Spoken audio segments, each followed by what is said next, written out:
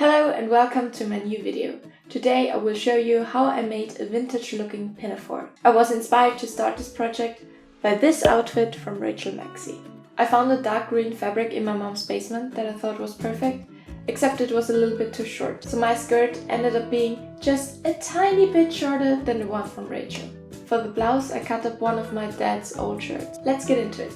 I started with the skirt. I wanted to make a circle skirt, but the fabric was too little, so I decided to make a 3/4 circle skirt instead. The process is very similar to the circle skirt I made in my last video, but the calculations are a bit different. The new formula for the circumference is C is R times 2 times pi times 3 divided by 4.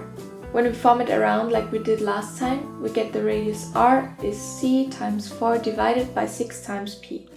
Just use your waist measurements as C and ta-da! The radius you need for a 3/4 circle skirt. You draw the 3/4 somehow onto fabric, either a half and a quarter, or 3 single quarters, or all in one piece. Then you measure the length of the skirt you want, all around the small 3/4 circle, and connect the points to a big 3/4 circle and cut the pieces out.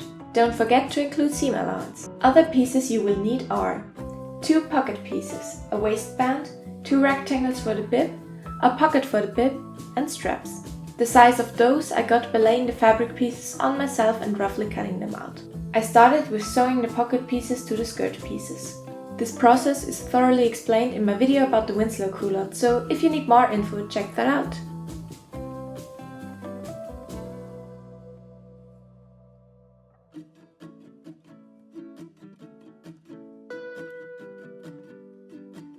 Then I sewed the skirt pieces together. Afterwards, I added the waistband, making sure to encase the raw edges into it.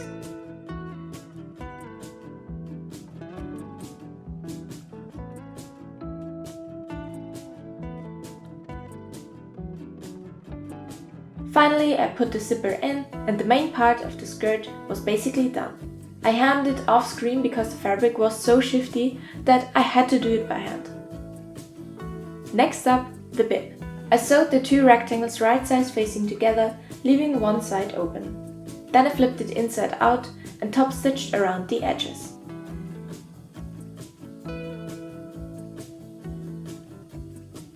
The side I left open was finished with a double folded hem. Afterwards, I added the pocket to the bib.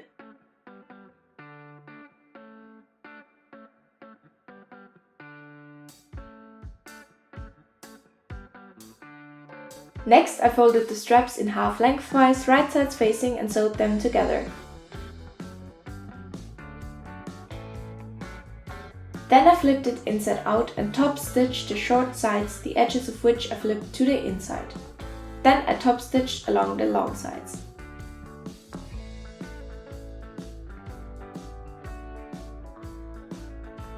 Finally, I stitched the straps to the bib. For connecting the bib and straps to the skirt, I decided to put buttonholes on them and add buttons on the inside of the waistband. Now the pinafore is done, let's move on to the blouse.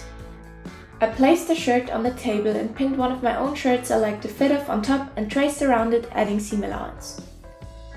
Then I cut along the lines. I did this for the front pieces and the back, trying to get it as symmetrically as possible. Afterwards, I cut up the sleeves and sewed them right sides facing to the shirt. I intentionally did not make the sleeves smaller so I could create a pleat on the top.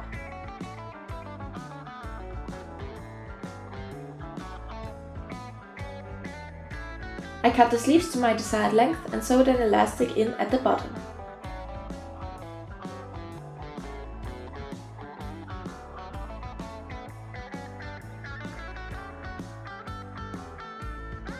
Once I had a closer look at the color of the shirt, I noticed that it wasn't really pretty anymore. So I cut off the big piece of the color and stitched a lace cotton trim to the remaining color in the shirt. This is what the trim looks like. Because in the final reveal shots you won't see it because it was so bright outside. Then it was finally done and this is how it turned out.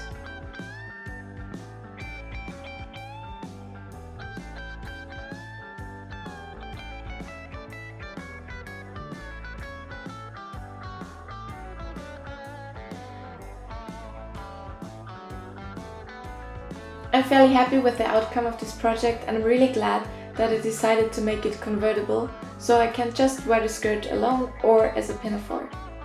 As you might have thought after seeing this in my last video, I have been enjoying a vintage silhouette lately and I want to incorporate it more into my regular wardrobe. So you may look forward to more vintage inspired videos in the future. If you liked this video, give it a thumbs up and don't forget to subscribe. If you want to see more regular updates on my projects, like this one, follow me on Instagram at @so_owl. I will see you in my next video. Bye! Bye! Bye! Bye! Bye! Bye! Bye! Bye!